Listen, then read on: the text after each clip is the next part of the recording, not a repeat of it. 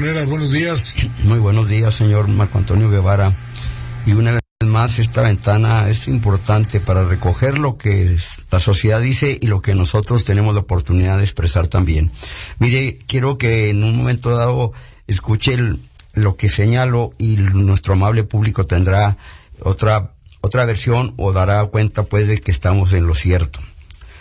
Dice la sección de Magazine del domingo de antier: la cuna de la revolución, ¿cómo se originó el mito? Y es que no es un mito. En otro apartado dice, ¿cómo se originó el mito? Es que no es mito. Tal vez se refiere a Cuchillo Parado. A que Cuchillo Parado y San Isidro, que era en Guerrero, en el estado municipio de Guerrero, se estaban disputando, entre comillas. Sí, todavía en la prensa estaba saliendo, en el domingo ayer, creo ayer fue, lo leí en un artículo también, en la que se le da, dice el que escribe en el diario, el profe Isaías Orozco Gómez, dice, menciona en su escrito y luego dice, en la cuna San Isidro, hoy Pascual Orozco. Uh-huh. Pero aquí la realidad de lo que yo quiero señalar es lo siguiente: ¿cómo se originó el mito? No, es que no es mito. No es mito. Es en todo caso leyenda que tiene parte de mitología, pero fundamentalmente basada en hechos reales. Y para ello el mismo escritor de Magazine, que dice La Cuna Revolución, dice lo que escribió Francisco R. Almada, que es un personaje que no se le ha hecho la justicia que merece a don Francisco R. Almada, que además llegó a ser gobernador, el más grande escritor, el de Chihuahua, etcétera, etcétera. Mire que también la opinión que quiero dar es pues que allí estuvimos en Cuchillo Parado. Usted me decía a ver si hacemos un enlace. Pues no es posible porque aquí termina usted su programa a las 10 y allá arranca el programa a las 11. Pero mire, le quiero contar a usted y al amable público lo que pasó en Cuchillo Parado. Yo dije, y no me equivoqué en ese sentido, se dieron las cosas diferentes a otras ocasiones. Estamos ante un nuevo régimen del señor Javier Corral.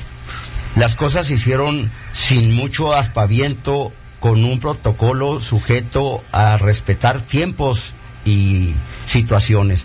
La ceremonia arrancó a las 11, el discurso del gobernador fue que 10 minutos, el del diputado local 6, 7 minutos, de tal manera que se respetaron lo principal que yo señalaba. En 4 reuniones que hubo en el Congreso, antes de Cuchillo Parado, yo señalé lo siguiente, les dije, oiga, yo no estoy en la opinión de que el hecho histórico se sujete a la agenda del señor gobernador, porque es como volver a los tiempos de antes. Si el señor gobernador llega 1 hora tarde, ahí lo estamos esperando, o 1 hora y media o 2.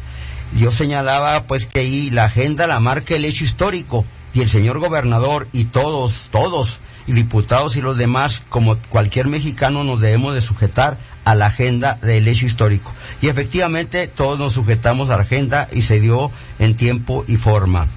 Fuera de la ceremonia protocolaria del gobernador, de los diputados y del Supremo Tribunal de Justicia, estuve ahí como orador frente a Toribio Ortega, rindiéndole la semblanza a ese general que inició la revolución el 14 de noviembre de 1910. Por eso se le llama Cuna de la Revolución. También estuve muy atento a lo que se dijo dentro del recinto, lo que señaló el gobernador Javier Corral. De alguna manera él tiene una salida, podríamos decir, salomónica, porque habla de que, y es cierto, y usted lo sabe, señor Guevara, habla de que pelea la cuna de la Revolución Puebla y Zacatecas, Puebla por los Aquiles Cerdán y Zacatecas, y también San Luis Potosí por el plan de San Luis Potosí. Pero no olvidemos una cosa, la revolución realmente, como lo señala ahí el gobernador, realmente, y lo dije en ocasiones, y lo he hecho recurrentemente en la prensa o en la radio o en la tele, Chihuahua lleva el peso de las 2 revoluciones, primero para pegarle a Porfirio Díaz, y que se hace rápidamente de 1910 a mayo de 1911, con el triunfo de los revolucionarios de Chihuahua, y se firman los tratados de Ciudad Juárez. Ahí están a la cabeza de ese triunfo Pascual Orozco y Francisco Villa, al lado de Francisco y Madero.